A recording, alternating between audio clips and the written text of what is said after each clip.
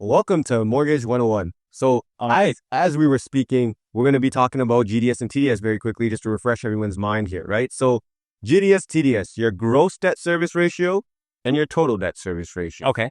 right? So, let's just put up the formulas here real quick. GDS, gross debt service ratio, is your housing cost over your household income. And Keys, what goes into the housing cost? Great question, Peter. Your housing cost includes your principal, your interest, your property taxes, and your heat. Okay. Got it? So GDS, once again, is your housing costs over your overall household income.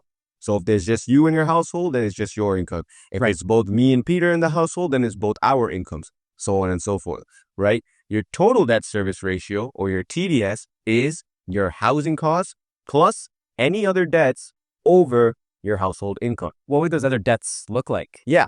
Other debts could be, student loans, credit cards, credit lines, if you have child support payments, car loans, any real loan, really, those are all your debts. So once again, Got it. your TDS, your total debt service ratio, is your housing costs. So your principal, your interest, your taxes, your heat, plus any other debts over your household income. Got it? Got it. Great. So now let's just draw a quick illustration here, going back to my famous pie that I like to refer to when it comes to the analogy of GDS and TDS. So you have your pie, which is your whole circle, which illustrates your overall household income.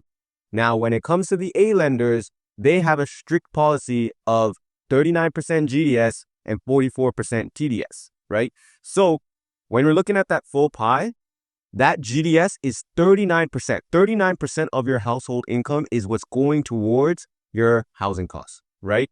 Now, with your total debt service ratio, it's 44%. So if we were to illustrate on this graph, 44%. So just a little under half that pie is your household income. So that household income is going towards your housing costs and other debts, right? Got it.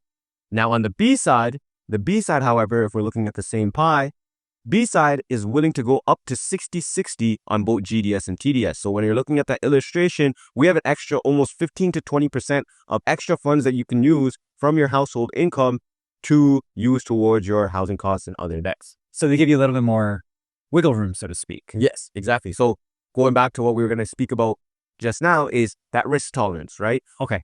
A lenders have that risk of 39 and 44%, which is obviously a stricter restriction, versus B lenders have that higher risk that they're willing to take, which in turn, you have to pay that lender fee and a higher interest rate, right? So hopefully that helps. So let's go back to the pod.